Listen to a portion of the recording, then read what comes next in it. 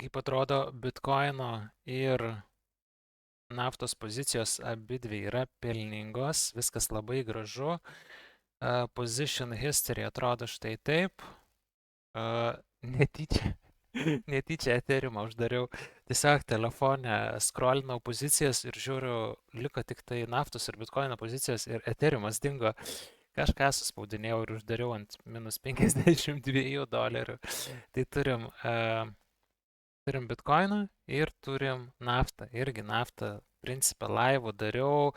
Tikrai daug galimybių tiek jum įlyst buvo, kas norėjo, kas moka naudotis ar ne programėlė ir bendrai išmano techninę analizę.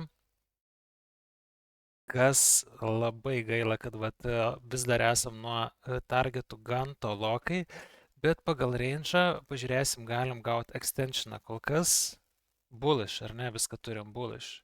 Turėjom retracementą ir kol kas viskas bullish. Šiaip patys retracementai ir čia, pavyzdžiui, šitoj vietoj labai gražu, nes turėjom didelį extensioną, sugrįžtam ir tolimesniam ėjimui turim ir toliau, ar ne, viską paruošta. Tai tas yra labai gerai kol kas.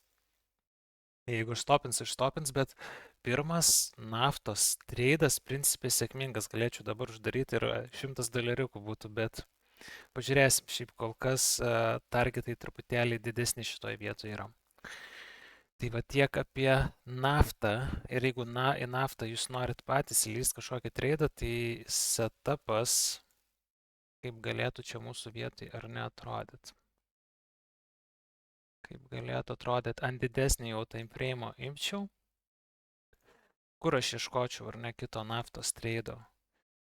Kito naftos treido aš ieškočiau, tuoj, dabar pasimečiau truputėlį, 0,75 ir 0,709, darysim gražias spalvas, 5 nuimsim. Kito treido ieškočiau štai čia, kuris sutampa su Fibu. Ir taip pat sutampa su šito būtent dipinimu, ar ne? Šitoj vietoj. Šitoj vietoj ieškočiau treido. Jeigu nafta nuspręstų dropinti, visoje šitoj vietoj nieko nedaryčiau, ieškočiau čia dropo. Tai va, tai galite pasižiūrėti tarp 85, 83. O kol kas laikom šitą treidą, laikom šitą longą, šitam range. Viskas atrodo tikrai labai nice entries. Kas nežino, dabar per VEX galite treidinti ir auksą, sidabrą, naftą, ką mes darom, ir kripto.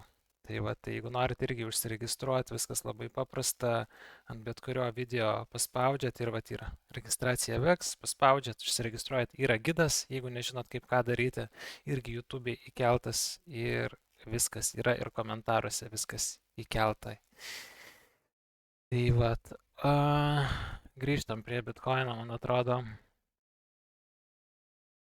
ką Bitcoinas daro, kas man nelabai patinka. Tai šitoje vietoje mes kaupiam orderius ir stagnacija vyksta. Ir taip ir gali būti stagnacija prieš didesnį kažkokį ar kilimą ar kritimą, bet tai labiau apie kritimą tikriausiai kalbam, dėl to reikia stebėti open interest. Mes galim taip ir pajudėti. Kaip matot, mano stop lossas yra perkeltas į profitą, tai jeigu, pavyzdžiui, va šitoj vietoj kaina į šitą vietą pakiltų, mes vis dar užsidarytume plus beveik $500, tai viskas šitoj vietoj liuks. Taip visada ir norim daryti. Kai kaina stipriai pakrenta, stop lossą mes norim perkelti žemiau. Mano pirmas take profitas yra štai čia prie 73,2. Tai va,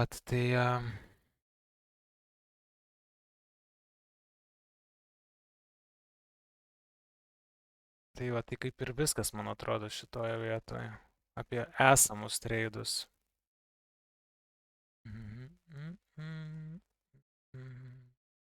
Ant 4 valandų vis dar atrodom tai taip. Vis dar turim tą range'ą tokį didelį, kurį reikia persidaryti.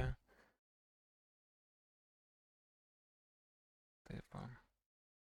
vis dar turim šitą range, esam range viršuje, tai mes norim koncentruotis pagrindę į shortus.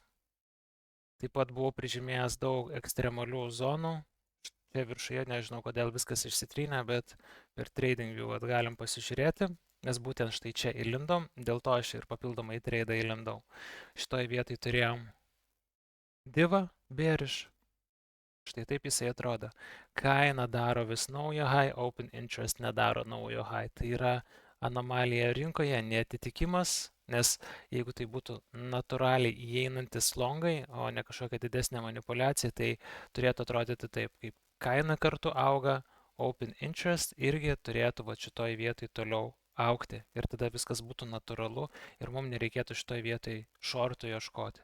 Bet kadangi yra neatitikimas rinkoje, dėl to mes ir lendam į tokius treidus ar ne būtent tokiuose zonose.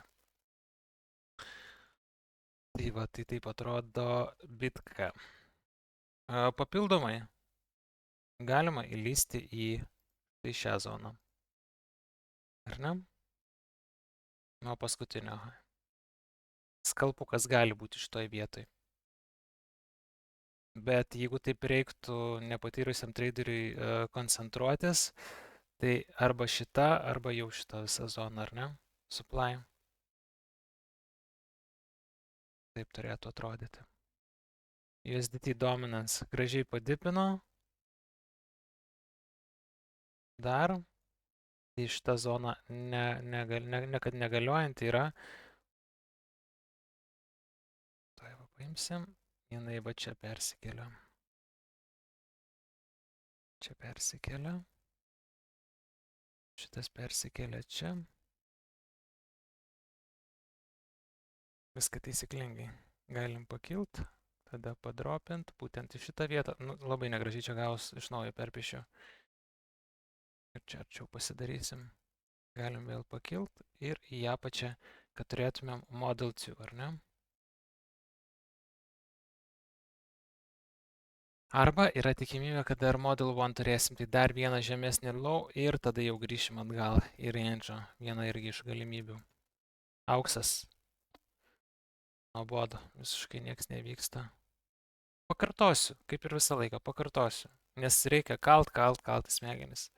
Mes čia vidury nenorim turėti jokių reikalų. Čia vidury mes nenorim tradinti. Mes norim tradinti range high, shortinti, range low, longinti. Mes norim tokius svingus turėti. Viskas, kas čia yra vidury, jeigu jūs norit, jūs galite tradinti, bet aš, dažnu atveju netradinu. Būčiau va tradinęs šitą. Jeigu mes būtumėm įėję, alertas buvo užmestas, bet mes to negavom, kol kas pasilieku, bet, pavyzdžiui, čia irgi yra galimybė. Šiaip galim pasidaryti iš tikrųjų setupą. Kodėl ne? Kodėl ne?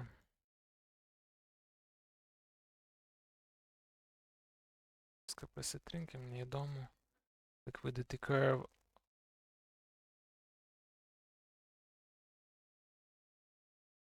Range'as dingo mano. Ištryniau netyčia.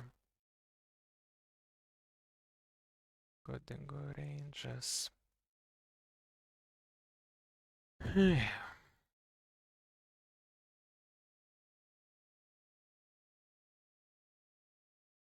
Jeigu norim taip tiksliau pasidaryti, dar pasidarykim tada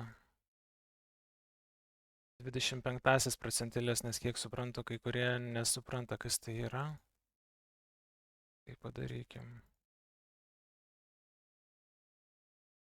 Reiktų padaryti, kad labai gerai matytųsi, tai tą vidurinę zoną gal mes padarykim kokią geltoną spalvą, kuri nereikalinga yra. Šito, jo. Tai vat pagal šitą mes norim tradinti, ar ne? Mes norim tradinti būtent šitą zoną, 25 procentilę ir čia 25 procentilę. Jeigu kaina nueina štai čia taip į viršų ir jūs pagauti euforijos, nes gaunat labai daug pranešimų, kad auksas kyla, auksas į dangų ir jūs galvojat, aš turiu suspėti į tą aukso kilimą, aš noriu būti aukso longė, o kaina įsivaizduokim yra štai čia. Jūs esat jau viršuje, jau potencialas yra prarastas. ir jūsų setupas atrodytų vat kažkur vat štai taip, ar ne? Ta paėmiau. Jūsų setupas kažkaip va taip atrodytų, stop lossas kažkur čia. Nu va taip, galima ištempti risk to reward gerą. Tai reiškia, kad pelnas gali būti didesnis negu kad rizika, bet labai sunku.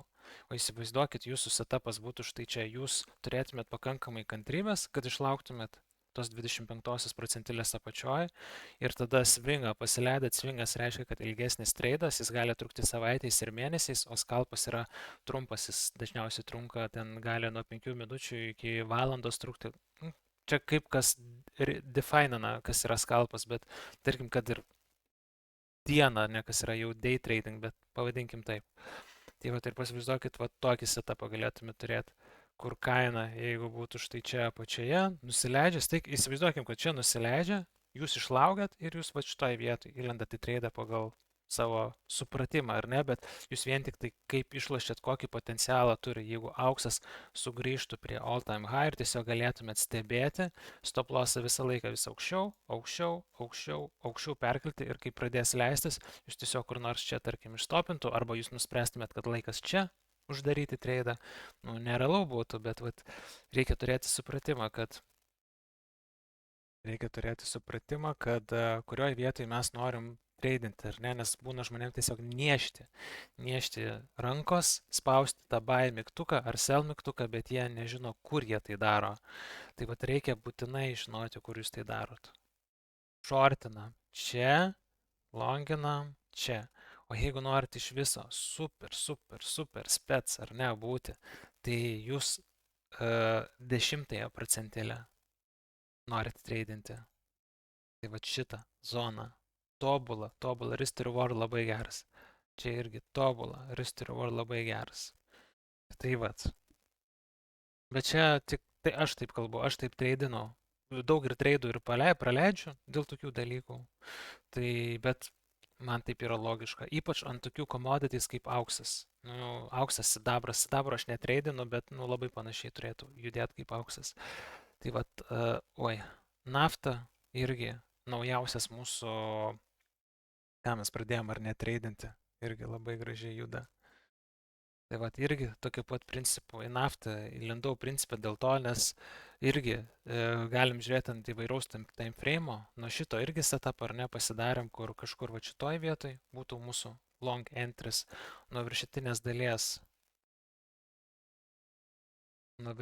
dabar dalies būtų galima atlikti ir shortą. Tarkim šitą, va. Būtų galima atlikti ir shortą, tai shortinti nuo kur mes norim pagrindę, nuo 25 ar ne procentilės štai čia. Nuo čia mes norim shortinti. Longinti mes norime štai nuo tos zonos, nuo kur mes ir longinam. Tai vat. Raudoną shortinam, žalią longinam. Labai paprasta. Nes risk to reward labai paprastai skaičiuojasi. Įsivaizduokit, jūs longinat, pavyzdžiui, nuo šitos zonos, tada jūsų stop lossas, kur yra tada, gali būti labai didelis stop lossas ir jūsų setupas bus vat, 1:1, va taip atrodys. Ar jūsų setupas gali taip atrodyti, stop lossas čia, profitas čia ir 3:1 setupas. Taip norit? Taip norit ar taip norit? Taip ar taip. Ir lygiai tas pats su short. Tai vat.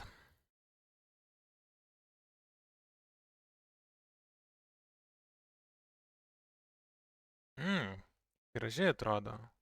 Gražiai atrodo. Aišku, čia taip ir galėčiau dabar uždaryti ir būtų ramu. Bet jeigu nuo šitos vietos tiesiog pradėtumėm kristi ir uždaryčiau, tikrai būtų labai gaila. Viso setupo. Tai tegul kol kas būna, tik pačią logiką norėjau paaiškinti.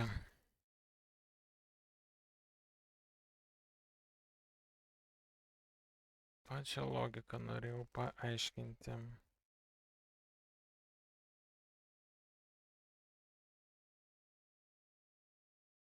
Galvoju pradėti labiau pušinti seriją.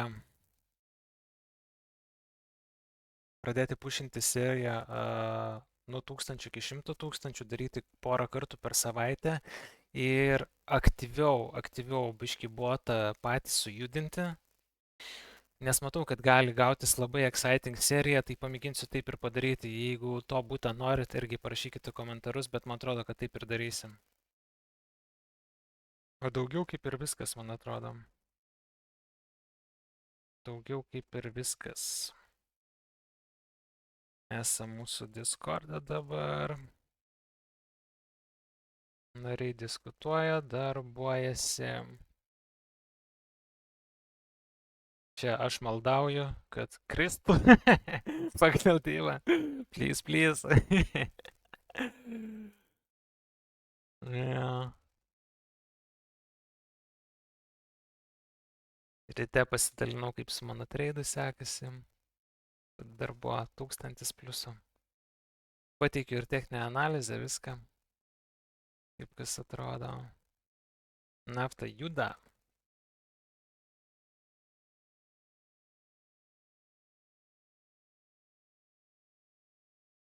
Tai vat, ir viskas, man atrodo, šiam kartui. Šiam kartui tiek. Jeigu norit prisijungti, visi linkai, kaip visada, paspauskite ant bet kurio video ir bus tiek aprašyme, viskas surašyta tiek komentaruose. Tai vat pasimatysim truputėlį vėliau, važiuoju padirbėti ir gal šį vakar dar susimatysime, jeigu ne, tai rytoj.